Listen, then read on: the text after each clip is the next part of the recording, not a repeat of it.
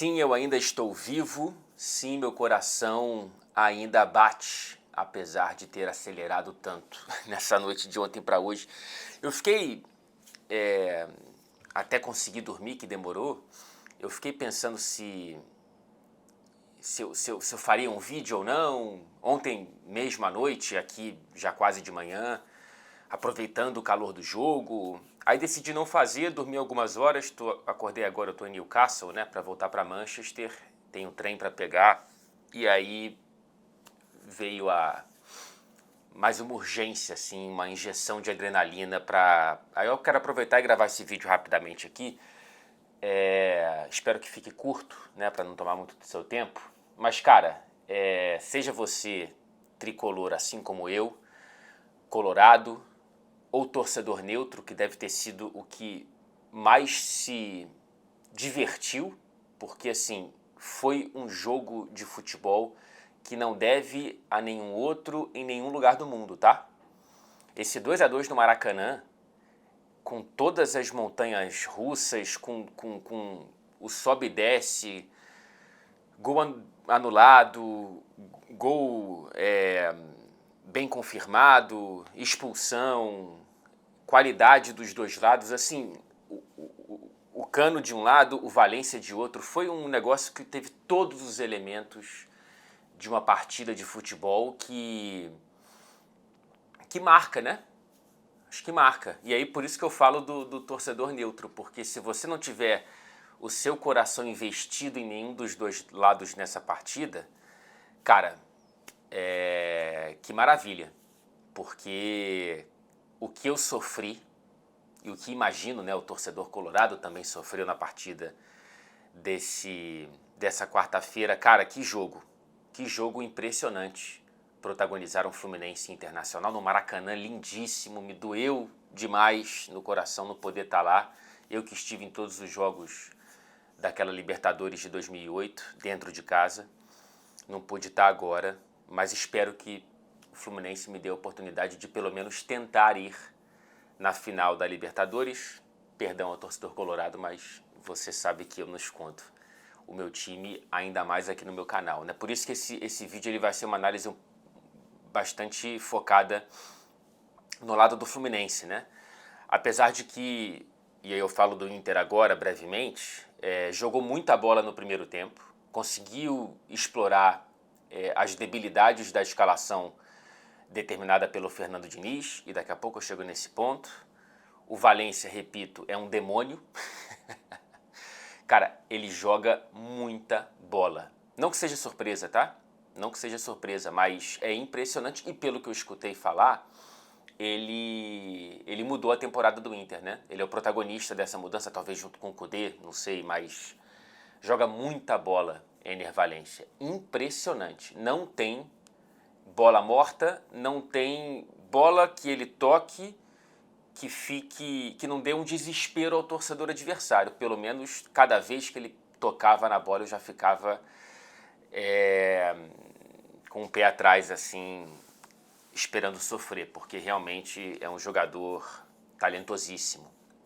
Mas não só ele, assim, o Inter jogou muito bem no primeiro tempo e no começo do segundo conseguiu empurrar o Fluminense contra a parede, que foi o momento de exceção, né?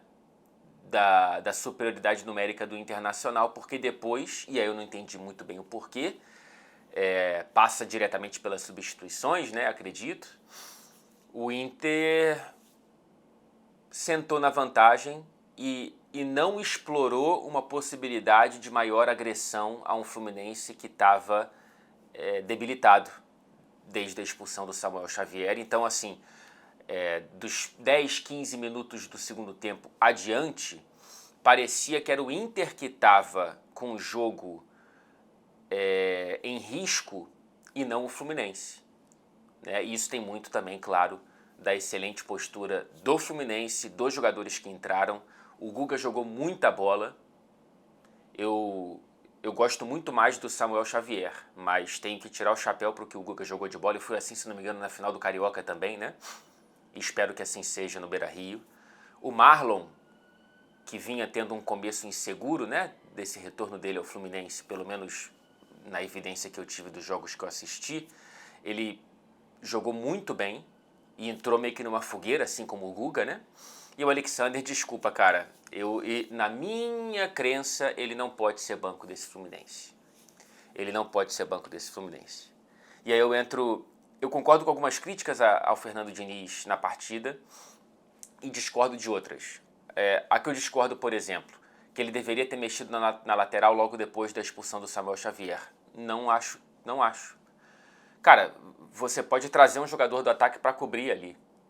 E eu não acredito que o gol tenha saído porque o Fluminense não substituiu. Não entrou o Guga antes, vai. Não acho que o gol tenha saído por conta disso. O gol saiu porque o René acertou um excelente cruzamento e o jogador do Inter, que me falha agora a memória, ele consegue se posicionar bem e cabecear dentro da área. Num excesso de acréscimos do juiz, né? Eu não vou reclamar muito da arbitragem aqui não, tá? Por exemplo, eu não acho a expulsão do Samuel Xavier injusta. Não acho. O primeiro cartão reclamam da falta do Nino, né? Do Valência no Nino antes do primeiro cartão para o Samuel. Eu acho uma falta bem tranquila de não se marcar. Eu acho um lance altamente interpretativo e eu acho que o Nino cai muito fácil, tá? Então, eu não vou entrar nessa briga. O segundo cartão, o Enner, ele exagera. É do jogo, cara. É do jogo. Sinceramente, não fica bravo comigo, torcedor tricolor. Eu não vou ficar reclamando da arbitragem nesses dois lances, porque o Samuel pega no Enner. Eu reclamo mais da afobação do Samuel Xavier. Aquele carrinho era extremamente desnecessário. Extremamente desnecessário. A bola estava longe da área. Era uma bola que o Valência tinha acabado de ganhar de um balão de cabeça, assim. Não tinha muito perigo, sabe? Não tem porquê. Logo depois de você receber um cartão amarelo, você entrar daquele jeito. Então, assim, o Samuel se coloca naquela situação. Eu não vou reclamar da arbitragem. Se fosse vermelho direto, talvez o VAR voltaria. Talvez, né? Porque, repito, foi um lance em que o Valência exagera. Mas a decisão de campo ali, eu entendo. A decisão de campo, eu entendo. Então, assim, não acho que o Diniz tinha que ter mexido naqueles minutos finais. O árbitro exagera nos acréscimos. Tudo bem que tem um acréscimo aos acréscimos por conta da expulsão, mas eu não vejo... Eu acho que ele exagerou. Ele deixou o jogo correr demais. Mas enfim, cara, é futebol e o Inter achou um gol. Melhor coisa do mundo pro Inter foi ter conseguido empatar antes do intervalo, logo depois da expulsão do Samuel. E aí volta no segundo tempo, repito, empurrando o Fluminense. Só que daí em diante, o Fluminense começa a dominar o jogo de uma maneira que eu acho muito bonita. Me emocionou ver a torcida voltando a cantar Time de Guerreiros, que é uma música que eu acompanhei muito de perto, na formação, na gestação e na criação dela, né, no florescer dessa canção nas arquibancadas do Maracanã, naquela arrancada em 2009. Eu era um dos 15, 20 mil que estavam naquele jogo chuvoso contra o Atlético Mineiro, que dá o start para aquela arrancada, para aquele milagre absurdo, que eu tenho dificuldade de achar paralelo no futebol, da arrancada contra o rebaixamento daquele Fluminense. Então essa música ser entoada me fez muito bem e faz todo sentido, porque o time foi guerreiro no segundo tempo. Eu tava louco pro jogo acabar, porque assim, a minha sensação é de que o Inter tava a uma bola de conseguir uma vitória, e aí a vitória realmente complicaria muito. O empate já complica, né? Apesar de eu acreditar na classificação, eu já explico por quê, a vitória do Inter seria uma tragédia. O Fluminense, ele consegue... Por que eu acho a atuação do Fluminense tão bonita no segundo tempo, apesar de não ter criado tantas chances assim? Cara, tava com um a menos, num ambiente totalmente favorável ao Inter, que já tinha conseguido segurar um pouco o fator casa do Flu, né, da torcida, que estava mais tensa do que apoiando, pelo menos a minha impressão na transmissão, tá? Desculpa se eu estiver falando besteira. E o Fluminense consegue crescer. Teve aquela chance do Alexander, teve uma chance do John Arias. E aí o Cano, cara, assim, O Cano ele tem uma característica que é muito, muito rara de se ver em qualquer lugar do futebol. Ele tem um cacoete pro gol que é muito fascinante, cara. É muito difícil ver o Cano perder gols, primeiro. Segundo, é muito comum ver o Cano fazendo gols em chances que ou não existem ou existem pela metade. Ele tem algo quase que orgânico, que qualquer bola... Ele tem que ter um XG, aquela estatística de quem, né, de quem analisa o futebol por esse viés, ele tem que ter um XG próprio, porque o Cano ele consegue enxergar em uma chance muito pequena uma grande oportunidade. Ele transforma um deserto num jardim dentro da área. Cara, esse gol que ele faz, o segundo, é um negócio... Foi muito parecido, se não me engano, no gol que ele fez contra o Olímpia, né? Só que eu acho esse ainda mais difícil. Cara, não vou dizer qualquer, mas quase qualquer outro atacante, qualquer outro centroavante, aquela bola ela teria sido matada dentro da área, ele ficaria de costas, poderia até eventualmente fazer o gol, mas poderia provavelmente perder o tempo da jogada e tudo mais. O Cano ele já consegue virar numa semi-puxeta ali e uma bola defensa. É impressionante. É impressionante. Eu tiro meu chapéu pro Cano e vou separar uns vídeos do Cano para emprestar pro Haaland. Não podia perder essa deixa aqui, né? Mas o que eu preciso falar? Um ponto aqui. Porque eu achei... A minha crítica ao Diniz para esse jogo é que não dá para deixar o Alexander no banco. Eu acho que não dá, né, cara? Extremamente... Principalmente por conta da vulnerabilidade defensiva que o Fluminense apresenta, ainda mais para um time muito perigoso como o Inter, né? Você vê que quando o Inter conseguia passar do meio campo, cara, o número de chances que o Inter criou no primeiro tempo, tudo bem que algumas em falhas individuais do Fluminense, mas mesmo assim, foi um número muito alto para um jogo em que as margens são muito pequenas.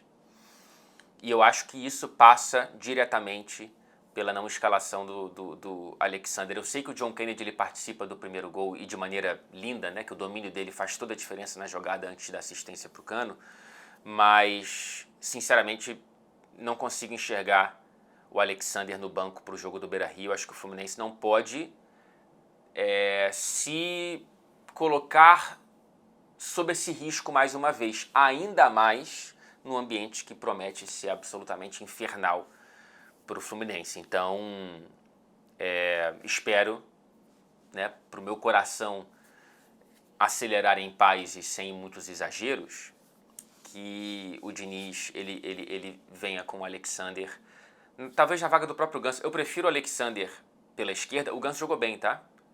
Mas eu acho que prefiro o Alexander na esquerda e o Marcelo fazendo a função do Ganso. Eu acho. Espero que você me prove errado, Ganso. E para finalizar, porque eu tô confiante para o jogo da semana que vem, apesar de um extremo respeito pelo Internacional, pelo Beira-Rio, pelo histórico ruim do Fluminense fora de casa nessa temporada, porque eu senti uma debilidade no Internacional, e aí se o Colorado estiver aqui até agora, por favor me corrija se eu estiver errado, na saída de bola. Eu achei o Inter muito nervoso, cara. Os dois gols saem dessa forma, né? No mesmo jogador, em cima do René, mas não foi só ele não, assim. Eu senti que, mesmo com um homem a mais, a defesa do Inter, ela estava quase sempre a 1 segundo de entregar a bola para o Fluminense. Méritos de uma pressão bem feita, mas acho que são deméritos também de uma saída de bola que me pareceu, não sei se é pontual, tá? Ou se é algo mais generalizado desse Inter, que se for o caso, que seja explorado pelo Fluminense. Né? Lembremos que o Fluminense, mesmo contra o Olímpia no Paraguai, e o Inter é muito mais time do que o Olímpia, mas era um ambiente bastante hostil, lá no Defensores del Chaco, o Fluminense conseguiu sufocar muito bem com aquela postura e foi, enfim, foi com aquela escalação parecida com a de ontem, né? Se eu não me engano, sem o Marcelo, que estava machucado. Mas, enfim, eu Eu tô confiante, apesar de que eu também estava confiante ontem, deu no que deu, né? Estamos vivos, né? Dado o roteiro do jogo, foi um bom resultado para o Fluminense, um pouquinho pior para o Inter, apesar de que eu entendo que não dá também para esperar para o Inter golear o Fluminense no Maracanã, né? Não é isso, mesmo com um homem a mais. Mas poderia ter sido um pouco mais ousado, eu acho, o Kudê. Vamos ver. Cara, que espetáculo. Que espetáculo. É bonito quando o futebol brasileiro nos proporciona isso, e eu sei que não é tão raro como dizem, mas poderia ser mais comum do que a maneira com a qual a gente se acostumou. Tô com palpite de que no Beira-Rio a gente vai ver um jogo tão bom quanto. Boa sorte aos dois, mas que passe o meu Fluminense para que eu possa estar no Maracanã. Ai, ai, ai, se João de Deus quiser, no dia 4 de novembro. Valeu, gente. Tem que voltar para Manchester. Tchau, tchau.